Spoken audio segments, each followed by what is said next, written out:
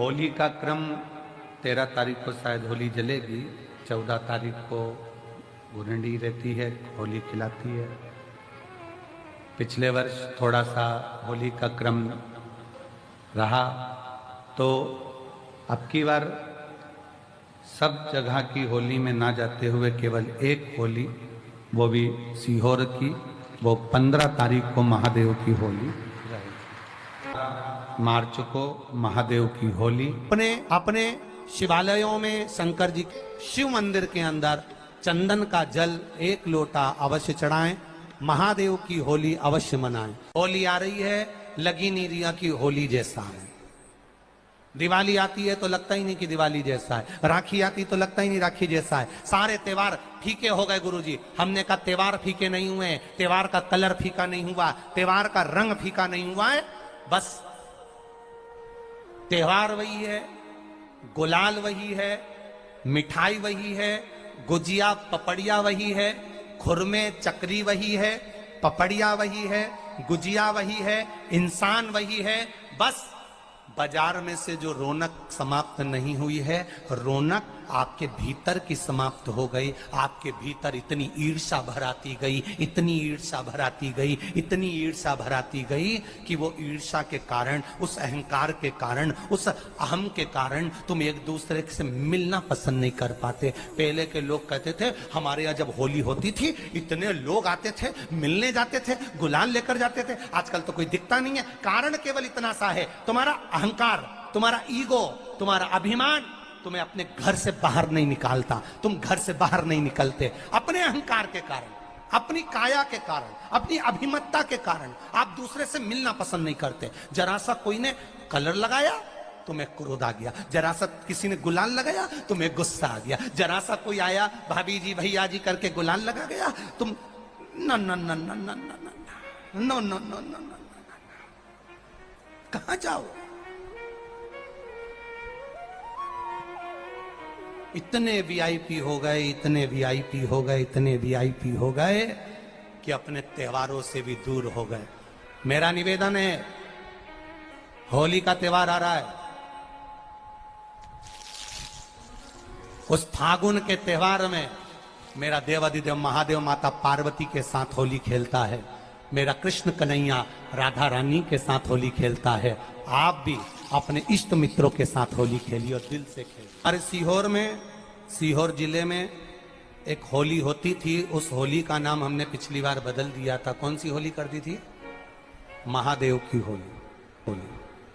पिछली बार हमारे सीहोर जिले में हमेशा होती आई थी वो होली, थोड़ा उसका नाम हमने चेंज कर दिया था तो उसको महादेव की होली कर दिया था। मेरे सीहोर जिले के रहने वाले सभी रहवासियों से, जिले भर के निवासियों से निवेदन करना चाहूंगा, वो पुरानी होली को बंद कर महादेव की होली नाम दिया गया है। शिव मंदिर में जाना है, चंदन का जल शिव जी को 1 लोटा चढ़ाना।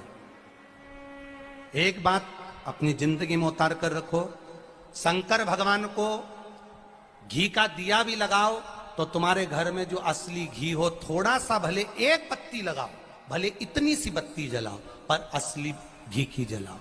शिव जी को अगर चंदन भी लगा रहे हो तो असली लगाओ। शंकर भगवान को चावल भी चढ़ा रहे हो तो असली चढ़ाओ। शंकर भगवान को अगर अष्टगंध भी चढ़ा रहे हो तो असली चढ़ाओ। केमिकल का कोई चीज मेरे महादेव को मत चढ़ाओ जिससे भगवान शिव की मूर्ति नष्ट हो। ऐसी कोई चीज मेरे महादेव को ना चढ़ाओ। अगर शंकर भगवान के साथ आप होली खेल रहे हो तो चंदन का पानी शंकर भगवान को चढ़ाइए, अष्टगंध का जल भगवान शिव को चढ़ाइए। तो करो तैयारी, आ रहा है त्रिपुंड धारी महादेव की होली। बड़े आनंद के साथ मेरा निवेदन, अपने शिवालयों में, शंकर जी के मंदिरों में, सीहोर जिले के प्रत्येक शिव मंदिर के अंदर चंदन का जल 1 लोटा अवश्य चढ़ाएं, महादेव की होली अवश्य मनाएं। और भाव के साथ 5 मंदिर हम भी जाएंगे, कोई जुलूस नहीं, कोई क्रम नहीं, बस बाबा को आराम से जल चढ़ाना ही एक नियम है और बाबा को जल चढ़ाएंगे। आप सब बड़े आनंद के साथ महादेव की होली का स्मरण करिए। महादेव की होली के दिन और बेलपत्री की जड़ के नीचे जाकर प्रयास करा करो कि लाल चंदन का जल लाल चंदन को घिसकर कलश में उस चंदन को डालकर जल भरकर उसको बेलपत्री की जड़ के नीचे सींचन करने का प्रयास करा करो। है कि धीरे धीरे कर कर वो दुख समाप्त होगा, वो दुख कटेगा ही। एक बहुत ध्यान देने वाली बात है कि अगर मान लो कि कहीं पैसा अटक गया है, नहीं आ रहा है, बहुत अथक प्रयास कर लिया, चंदन का जो जल होता है ये व्यक्ति के जीवन में जो धन कहीं रुक गया, अटक गया, नहीं दे रहा, बेलपत्री के वृक्ष के नीचे, जड़ के नीचे सींचन करने से वो प्राप्त होता है। अथर्ववेद में वर्णन किया गया कि पीपल के वृक्ष की जो जड़ होती है, बेलपत्री के वृक्ष की जो जड़ होती है और आंवले के वृक्ष की जो जड़ होती है, इसके नीचे स्वर्ग का निवास होता है। किसका निवास है? स्वर्ग का निवास। जहां पर ये वृक्ष होता है और उस वृक्ष के नीचे बैठकर हम जब किस जल का सींचन कर रहे हैं, जैसे अभी आपको कहा था कि जल में अगर लाल चंदन मिला हो और आप बेलपत्री के जड़ में सींचन कर रहे हैं तो लक्ष्मी की आवक बढ़ेगी। कहीं पैसा अपना अटक गया, नहीं आ रहा, आएगा। पीपल की जड़ में इत्र का जल, पीपल की जो जड़ होती है उसमें इत्र का पानी, थोड़ा सा जल, उसमें थोड़ा सा इत्र का भाग हो महाराज, और आप भगवान पीपल देव, पिपलेश्वर महादेव का स्मरण कर कर पीपल की जड़ में अगर जल चढ़ा रहे हैं और मान लो शरीर में कोई कष्ट हो गया है, शरीर में कोई रोग हो गया है, कोई मालूम पड़े ये हाथ 4 दिन से दुख रहा है या 4 दिन से ये नस दब गई है या ये कमर दब रही है, तो आप 2-4 दिन कर कर देखो। कलश के अंदर जल, जल में इत्र का थोड़ा सा भाग, पीपल की जड़ के नीचे आप उसका सींचन करिए पिपलेश्वर महादेव के नाम से। उस जल को थोड़ा सा भाग लेकर आ जाओ उसी में से जो चढ़ाया है, और उस स्थान पर जहां कष्ट है उसको लगाना प्रारंभ करिए। 2 दिन 3 दिन कर कर देखो। प्रैक्टिकल करने में क्या जाता है? सीहोर वाला महाराज झूठ बोल रहा हो तो कभी कभी अगर ऐसा लगे जीवन में कि दुख बहुत ज्यादा आ गया है, बहुत तकलीफ आ गई है, सीहोर में महादेव की होली मनाई जाएगी, जिसमें सभी लोग अपने अपने शिवालय में जाकर 1 लोटा चंदन का जल शिव मंदिर में समर्पित करेंगे। सीहोर के निवासी, सीहोर के रहवासी 5 मंदिर, चमत्कालेश्वर मंदिर, गुप्तेश्वर मंदिर, बड़ा बाजार मंदिर, शुक्ला मंदिर और मनकामेश्वर मंदिर में हम भी सीहोर में जाएंगे 9 तारीख को सुबह 10 बजे चमत्कालेश्वर मंदिर से। आष्टे वाले नहीं माने हैं तो आष्टा में 11 तारीख को सुबह 10 बजे महादेव की होली करने के लिए हम पहुंचेंगे। बाबा देव अधिदेव महादेव पहुंचेगा। तो सीहोर वालों और आष्टा वालों करो तैयारी, आ रहा है त्रिपुंड धारी महादेव की होली बड़े आनंद के साथ।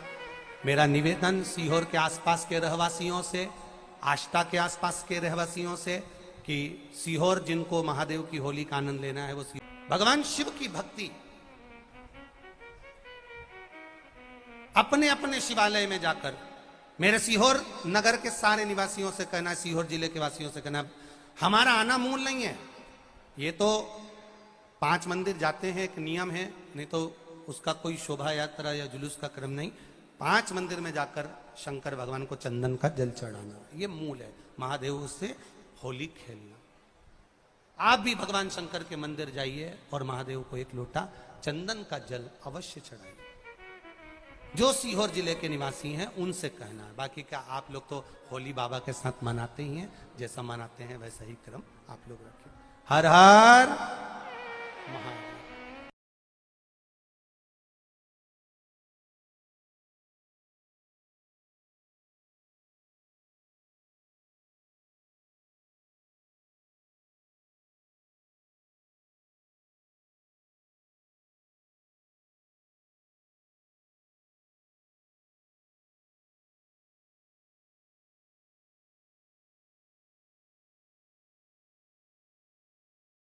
होली का क्रम 13 तारीख को शायद होली जलेगी, 14 तारीख को गुरंडी रहती है, होली खिलाते हैं। होली में मोटे मोटे ढूंढ जलाए जाते हैं।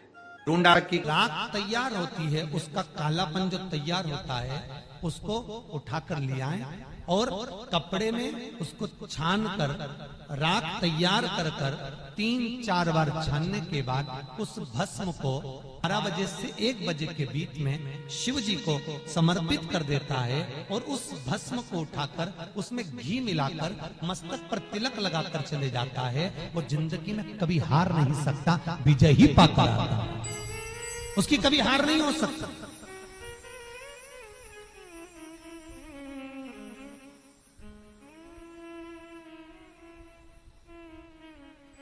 वो कभी हार नहीं सकता।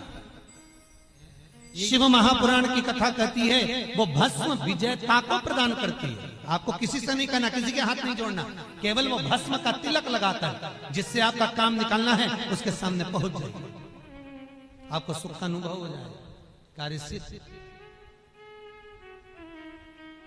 तो भस्म इतनी प्रबल होती है। शरीर में बहुत बड़ा रोग हो गया, छूटने को तैयार नहीं है, बड़े बड़े इलाज करवा लिया, बहुत दिखा लिया, बहुत सब दूर इलाज करवाया, सब दूर दिखाया, पर मिटने को तैयार नहीं है। तो फिर अबीर का प्रयोग,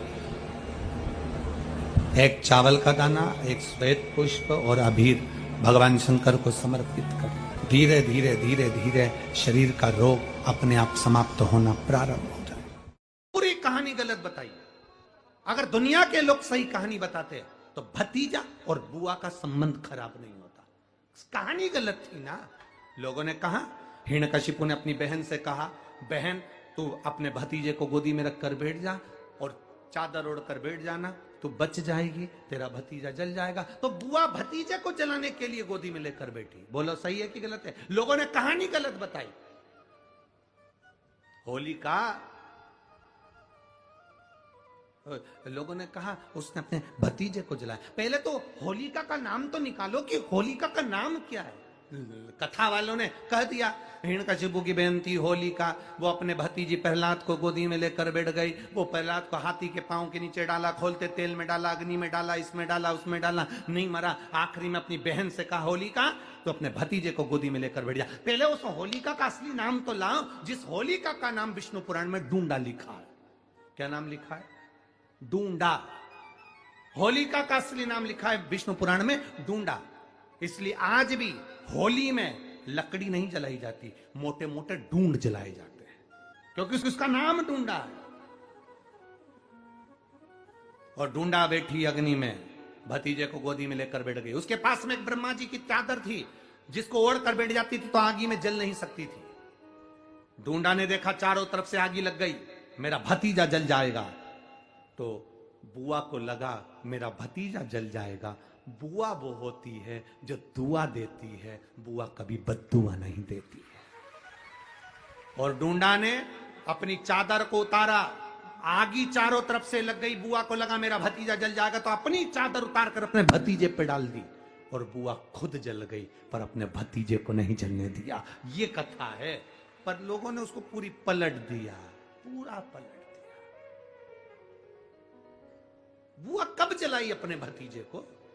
होली का क्रम 13 तारीख को शायद होली जलेगी, 14 तारीख को गुरंडी रहती है, होली खिलाती है। पिछले वर्ष थोड़ा सा होली का क्रम रहा, तो अब की बार सब जगह की होली में ना जाते हुए केवल एक होली, वो भी सीहोर की, वो 15 तारीख को महादेव की होली, मार्च को महादेव की होली। अपने शिवालयों में शंकर जी शिव मंदिर के अंदर चंदन का जल 1 लोटा अवश्य चढ़ाएं। महादेव की होली अवश्य मनाएं। होली आ रही है, लगी नहीं रिया की होली जैसा है। दिवाली आती है तो लगता ही नहीं कि दिवाली जैसा है। राखी आती तो लगता ही नहीं राखी जैसा है। सारे त्योहार फीके हो गए गुरुजी। हमने कहा त्योहार फीके नहीं हुए, त्योहार का कलर फीका नहीं हुआ, त्योहार का रंग फीका नहीं हुआ है। बस त्योहार वही है, गुलाल वही है, मिठाई वही है, गुजिया पपड़िया वही है, खुरमे चकरी वही है, पपड़िया वही है, गुजिया वही है, इंसान वही है। बस बाजार में से जो रौनक समाप्त नहीं हुई है, रौनक आपके भीतर की समाप्त हो गई। आपके भीतर इतनी ईर्ष्या भराती गई, इतनी ईर्ष्या भराती गई, इतनी ईर्ष्या भराती गई कि वो ईर्ष्या के कारण, उस अहंकार के कारण, उस अहम के कारण तुम एक दूसरे से मिलना पसंद नहीं कर पाते। पहले के लोग कहते थे हमारे यहाँ जब होली होती थी इतने लोग आते थे, मिलने जाते थे, गुलाल लेकर जाते थे। आजकल तो कोई दिखता नहीं है। कारण केवल इतना सा है, तुम्हारा अहंकार, तुम्हारा ईगो, तुम्हारा अभिमान तुम्हें अपने घर से बाहर नहीं निकालता। तुम घर से बाहर नहीं निकलते अपने अहंकार के कारण, अपनी काया के कारण, अपनी अभिमतता के कारण। आप दूसरे से मिलना पसंद नहीं करते। जरा सा कोई ने कलर लगाया तुम्हें क्रोध आ गया, जरा सा किसी ने गुलाल लगाया तुम्हें गुस्सा आ गया, जरा सा कोई आया भाभी जी भैया जी करके गुलाल लगा गया, तुम न न न न न न नो नो नो नो, कहां जाओ? इतने वीआईपी हो गए, इतने वीआईपी हो गए, इतने वीआईपी हो गए कि अपने त्योहारों से भी दूर हो गए। मेरा निवेदन है, होली का त्योहार आ रहा है, उस फागुन के त्योहार में मेरा देवाधिदेव महादेव माता पार्वती के साथ होली खेलता है, मेरा कृष्ण कन्हैया राधा रानी के साथ होली खेलता है। आप भी अपने इष्ट मित्रों के साथ होली खेलिए और दिल से खेलिए। अरे सीहोर में, सीहोर जिले में एक होली होती थी। उस होली का नाम हमने पिछली बार बदल दिया था। कौन सी होली कर दी थी? महादेव की होली। पिछली बार हमारे सीहोर जिले में हमेशा होती आई थी वो होली, थोड़ा उसका नाम हमने चेंज कर दिया था तो उसको महादेव की होली कर दिया था। मेरे सीहोर जिले के रहने वाले सभी रहवासियों से, जिले भर के निवासियों से निवेदन करना चाहूंगा, वो पुरानी होली को बंद कर महादेव की होली नाम दिया गया है। शिव मंदिर में जाना है, चंदन का जल शिव जी को 1 लोटा चढ़ाना। एक बात अपनी जिंदगी में उतार कर रखो, शंकर भगवान को घी का दिया भी लगाओ तो तुम्हारे घर में जो असली घी हो, थोड़ा सा भले 1 पत्ती लगाओ, भले इतनी सी बत्ती जलाओ, पर असली घी की जलाओ। शिव जी को अगर चंदन भी लगा रहे हो तो असली लगाओ। शंकर भगवान को चावल भी चढ़ा रहे हो तो असली चढ़ाओ। शंकर भगवान को अगर अष्टगंध भी चढ़ा रहे हो तो असली चढ़ाओ। केमिकल का कोई चीज मेरे महादेव को मत चढ़ाओ जिससे भगवान शिव की मूर्ति नष्ट हो। ऐसी कोई चीज मेरे महादेव को ना चढ़ाओ। अगर शंकर भगवान के साथ आप होली खेल रहे हो तो चंदन का पानी शंकर भगवान को चढ़ाइए, अष्टगंध का जल भगवान शिव को चढ़ाइए। तो करो तैयारी, आ रहा है त्रिपुंड धारी महादेव की होली। बड़े आनंद के साथ मेरा निवेदन, अपने शिवालयों में, शंकर जी के मंदिरों में, सीहोर जिले के प्रत्येक शिव मंदिर के अंदर चंदन का जल 1 लोटा अवश्य चढ़ाएं, महादेव की होली अवश्य मनाएं।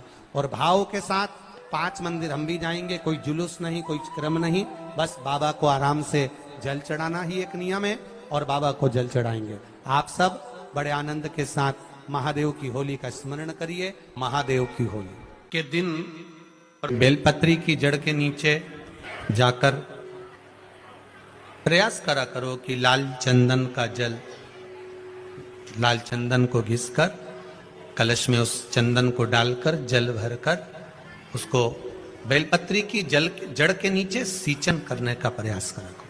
है कि धीरे धीरे कर कर वो दुख समाप्त होगा, वो दुख कटेगा ही। एक बहुत ध्यान देने वाली बात है कि अगर मान लो कि कहीं पैसा अटक गया है, नहीं आ रहा है, बहुत अथक प्रयास कर लिया, चंदन का जो जल होता है ये व्यक्ति के जीवन में जो धन कहीं रुक गया, अटक गया, नहीं दे रहा, बेलपत्री के वृक्ष के नीचे, जड़ के नीचे सींचन करने से वो प्राप्त होता है। अथर्ववेद में वर्णन किया गया कि पीपल के वृक्ष की जो जड़ होती है, बेलपत्री के वृक्ष की जो जड़ होती है और आंवले के वृक्ष की जो जड़ होती है, इसके नीचे स्वर्ग का निवास होता है। किसका निवास है? स्वर्ग का निवास। जहां पर ये वृक्ष होता है और उस वृक्ष के नीचे बैठकर हम जब किस जल का सींचन कर रहे हैं। जैसे अभी आपको कहा था कि जल में अगर लाल चंदन मिला हो और आप बेलपत्री के जड़ में सींचन कर रहे हैं तो लक्ष्मी की आवक बढ़ेगी। कहीं पैसा अपना अटक गया, नहीं आ रहा, आएगा। पीपल की जड़ में इत्र का जल, पीपल की जो जड़ होती है उसमें इत्र का पानी, थोड़ा सा जल, उसमें थोड़ा सा इत्र का भाग हो महाराज, और आप भगवान पीपल देव, पिपलेश्वर महादेव का स्मरण कर कर पीपल की जड़ में अगर जल चढ़ा रहे हैं, और मान लो शरीर में कोई कष्ट हो गया है, शरीर में कोई रोग हो गया है, कोई मालूम पड़े ये हाथ 4 दिन से दुख रहा है, या 4 दिन से ये नस दब गई है, या ये कमर दब रही है, तो आप 2-4 दिन कर कर देखो। कलश के अंदर जल, जल में इत्र का थोड़ा सा भाग, पीपल की जड़ के नीचे आप उसका सींचन करिए पिपलेश्वर महादेव के नाम से। उस जल को थोड़ा सा भाग लेकर आ जाओ उसी में से जो चढ़ाया है, और उस स्थान पर जहां कष्ट है उसको लगाना प्रारंभ करिए। 2 दिन 3 दिन कर कर देखो। प्रैक्टिकल करने में क्या जाता है, सियोर वाला महाराज झूठ बोल रहा हो तो। कभी कभी अगर ऐसा लगे जीवन में कि दुख बहुत ज्यादा आ गया है, बहुत तकलीफ आ गई है, तो लाल चंदन को घिसकर उस लाल चंदन का लेपन भगवान शंकर पर कर कर फिर पानी चढ़ाओ। अगर कोई संकट भारी है और निकट रहा, जैसे किसी नारी का गर्भ नहीं ठहर रहा, 15 साल हो गए, 20 साल हो गए, 25 साल, जैसे इसने लिखा एक माता ने कि 18 साल की बेटी हो गई थी पर संतान में पुत्र नहीं, तो उसने भाव से कथा सुनी। ऐसे आपके भीतर अगर 20 साल हो गए, 25 साल हो गए, 30 साल हो गए, संतान का सुख ही नहीं है, लाल चंदन का लेपन बाबा भोलेनाथ पर करना प्रारंभ करो। पीठिका पर लाल चंदन का लेपन करना प्रारंभ करो। लाल चंदन से बाबा का श्रृंगार करना प्रारंभ करो। एक बेलपत्री पर लाल चंदन, दोनों पत्ती नीचे वाली, जो नीचे की जो 2 पत्ती होती है इस पे लाल चंदन, और बीच वाली पत्ती पर पीला चंदन लगाकर बाबा के शिवलिंग को समर्पित करिए। बाबा से प्रार्थना करिए, रोज प्रार्थना करो। परंतु एक बात का स्मरण रहे, 25 साल हो गए, 20 साल हो गए, 30 साल हो गए, संतान नहीं, तो पहले जल से अभिषेक कराना, अभिषेक कराकर उस जल का आचमन करने के बाद हाथ को खासा करना, धोना, उसके बाद में फिर वापिस बाबा का स्नान कराओ, फिर चंदन का लेपन कराओ, फिर 1 लोटा जल चढ़ाकर बाबा का स्नान कराओ। बाबा का बड़ा सुंदर भाव से लाल चंदन से जो अभिषेक करता है, बाबा को लेपन कर कर फिर जल चढ़ समर्पित करता है, निश्चित है उसकी गोदी मेरा देव अधिदेव महादेव जरूर भरता है। ये निश्चितता है। हम तो बेटियों से भी कहते हैं, जिसका विवाह नहीं हो रहा हो, 25 साल, 30 साल, 27 साल, 28 साल, 32 साल, 40 साल हो गए हो, नहीं हो रहा हो बेटा बेटी का विवाह, उसे लाल चंदन का प्रयोग अशोक सुंदरी वाली जगह पर 7 बिंदी लाल चंदन की लगाकर 7 बेलपत्र 7 बिंदी पर रखिए, और महाराज अपनी कामना कर कर भगवान से आइए, बाबा देगा, करेगा, 3-4 महीने में विवाह पक्का करेगा। ये लाल चंदन की महत्वता है शिव तत्व। रोग बढ़ गया, बेलपत्री के वृक्ष के नीचे दीप लगाना प्रारंभ करो। बाबा से विनती कर कर घी का दिया लगाइए बेलपत्र वृक्ष के नीचे, बाबा से निवेदन करिए, रोग निवारण। कि एक बार पांडवों ने अश्वमेध, एक बार आवर्त महोत्सव रखा और एक यज्ञ रखा। उस यज्ञ का नियम था, पहले जो यज्ञ होते थे उन यज्ञ का नियम था, यज्ञ में घंटा लगता था, वो यज्ञ की जैसी पूर्णाहुति होती थी तो यज्ञ का घंटा अपने आप बज जाता था, अपने आप बजता था, उसे बजाता कोई नहीं था, अपने आप बजता। आज यज्ञ का घंटा नहीं बजा, तो युधिष्ठिर ने पंडितों से पूछा, ब्राह्मणों आपने यज्ञ करवाया पर ये यज्ञ का घंटा नहीं बजा। ब्राह्मणों ने कहा हमने तो यज्ञ अच्छा करवाया पर घंटा क्यों नहीं बजा, समझ में नहीं आया। तब इतने में ब्राह्मणों में से एक ब्राह्मण यज्ञाचार्य ने कहा, मुझे लगता है यज्ञ 2 तरह का होता है, एक यज्ञ जो अग्नि में सांकल्य दी जाती है तो अग्नि देवता प्रसन्न होते हैं, और दूसरा यज्ञ वो कि भंडारा किया जाए और लोगों के मुंह में भोजन दिया जाए, वो यज्ञ भी प्रबल होता है। महाराज हमको लगता है यहाँ दोनों यज्ञ हुए, एक यज्ञ आहुतियों का, एक यज्ञ भंडारे का। मुझे लगता है भंडारे में कोई भूखा रह गया है, कोई भूखा है। अब वो भूखे व्यक्ति को ढूंढो। पांडव गए और पांडव जाकर जरा पता करो कि भूखा कौन है अपने नगर में, यज्ञ का घंटा बजेगा। जाकर देखा तो एक कुटिया में एक संत बैठे हुए थे। बाबा आपने भोजन किया है? नहीं। आपने भोजन नहीं किया? नहीं। क्यों नहीं किया? मैं काय को भोजन करूं, भंडारा हो रहा, चलो भोजन करो। नहीं नहीं मैं नहीं करता। भंडारे में भोजन नहीं करोगे? नहीं। क्यों नहीं करोगे? मैं उसके घर में भोजन करता हूं जो मेरे को 108 अश्वमेध यज्ञ का पुण्य देता है। पांडव मेरे को 108 अश्वमेध यज्ञ का पुण्य दे दे, मैं उनके यहाँ भोजन कर लूंगा। अब पांडवों ने सोचा अपनी जिंदगी में पहला तो अश्वमेध यज्ञ कर रहा है, और 108 अश्वमेध यज्ञ तो हमने कभी जिंदगी में नहीं करे, तो हम इसको पुण्य कहां से दे बाबा को। पांडव चले गए। द्रौपदी ने पूछा कोई मिला? हाँ, एक संत मिला है, पर 108 अश्वमेध यज्ञ का पुण्य मांग रहा है। द्रौपदी ने कहा चलो मैं लेके आती हूँ उस बाबा को। द्रौपदी गई, रथ लाया गया। द्रौपदी ने कहा रथ में बैठकर नहीं जाऊंगी, पैदल जाऊंगी। चप्पल लाई, द्रौपदी ने कहा नग्न पैर से जाऊंगी। नंगे पैर द्रौपदी उस संत के दरवाजे पर पहुंच गई। बाबा चलो, हमारे यहाँ यज्ञ हुआ है, भंडारे का भोजन करना। बाबा कहते हैं द्रौपदी तुझे मालूम नहीं, मुझे 108 अश्वमेध यज्ञ का पुण्य दे दे, मैं तेरे यहाँ भोजन कर लूंगा। द्रौपदी ने कहा लो बाबा, संकल्प छोड़ती हूं और 108 अश्वमेध यज्ञ का पुण्य तुमको देती हूं। संत ने कहा द्रौपदी तेरे पति ने तो कभी पूरे यज्ञ नहीं करे, तूने कब कर लिए? द्रौपदी बोली बाबा मैंने सुना है मेरे कृष्ण के मुख से, जब कोई व्यक्ति अपने घर से निकलकर किसी संत के दरवाजे पर, किसी कथा के पंडाल में, किसी मंदिर पर, किसी तीर्थ में पैदल पैदल जाता है, जितने कदम चलकर जाता है उतने अश्वमेध यज्ञ वो अपने जीवन के कर लेता है महाराज, उतने अश्वमेध यज्ञ वो अपने जीवन के करता है। और द्रौपदी ने कहा बाबा मैं तुम्हारे दरवाजे पर चलकर आई हूं, 18,000 कदम मैं चलकर तेरे दरवाजे पर पहुंची हूं, उसमें से 108 अश्वमेध यज्ञ तुमको देती हूं। संत उठकर खड़ा हो गया, द्रौपदी के यहां गया, भोजन करा, तो यज्ञ का घंटा बज गया महाराज, यज्ञ का घंटा बजा।